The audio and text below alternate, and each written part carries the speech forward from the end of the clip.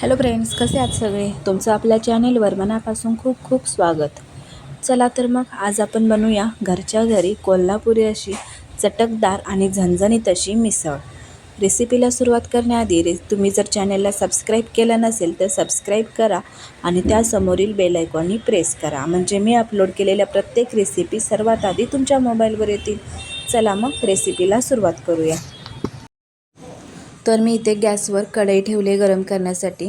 त्यानंतर याच्यामध्ये 5 ते 6 चमचे आपण तेल घालून घेऊया आणि तेल गरम झाले की याच्यामध्ये मोहरी, जिरे आणि कढीपत्ता घालून घेऊ. तर इथे तेल गरम झालं आहे. आता मोहरी, जिरे आणि कढीपत्ता घालूयात. रेसिपी खूप सोपी आहे. कोणीसुद्धा ही मिसळ घरी नक्की बनवेल. अशा पद्धतीने तर नक्कीच बनवा. खूप सोपी आहे रेसिपी. तर इथे कढीपत्ता घालून घेऊया. कढीपत्ता तडतडला की आपण याच्यामध्ये बारीक चिरलेला कांदा घालून घेऊ आणि 2 मिनिट परतवून घेऊया.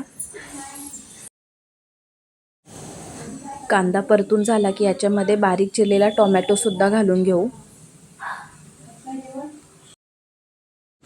टोमॅटो आणि कांदा हलकासा ब्राऊन होईपर्यंत आपल्याला हा इथे भाजून घ्यायचा आहे.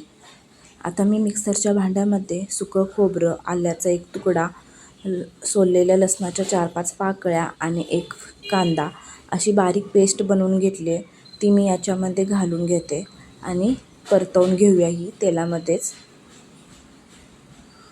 कांदा, खोबरं वगैरे भाजून वगैरे घेतलेलं नाही आहे, कच्चंच आहे.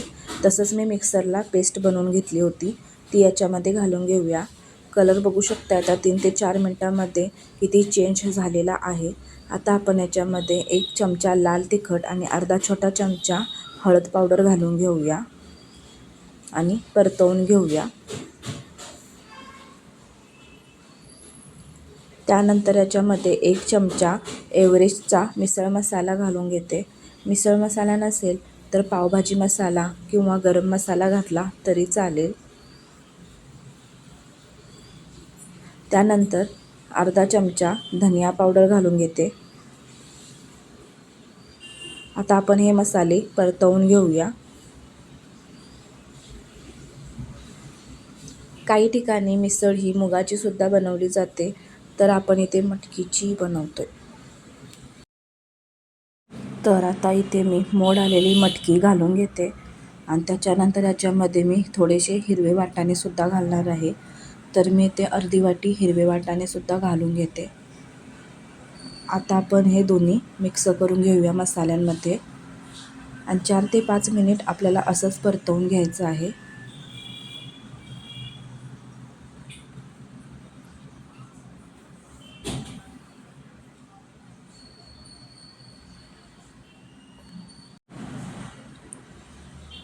व्यवस्थित मसाले मिक्स झाले की आपण याच्यावर एक प्लेट ठेवून 4 ते 5 मिनटासाठी झाकून ठेवूया स्लो गॅसवर. 5 मिनिटांनी तुम्ही बघू शकताय तेल किती सुटलं आहे.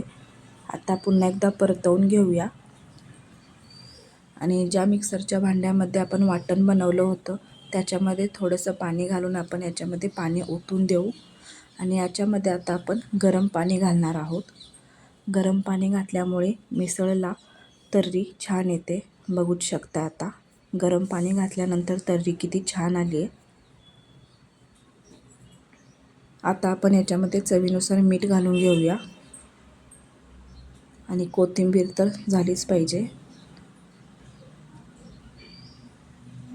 आता मीडियम गॅस करूया आणि आपण याला उकळी येऊ देऊया.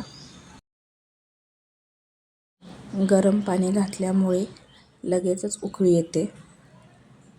तर एक 7 ते 8 मिनटामध्ये ही मिसळ शिजली जाते. आता इथे बघू शकताय मिसळ आपली इथे तयार झाली आहे. चला आता आपण सर्व करूया.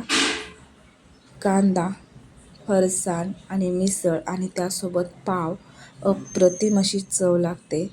तर ही मिसळ तुम्हीसुद्धा घरी नक्की बनवा आणि कशी झाली ते कमेंट करून मला नक्की सांगा. पुन्हा भेटूया अशाच एका नवीन रेसिपीसोबत. तोपर्यंत मस्त रहा.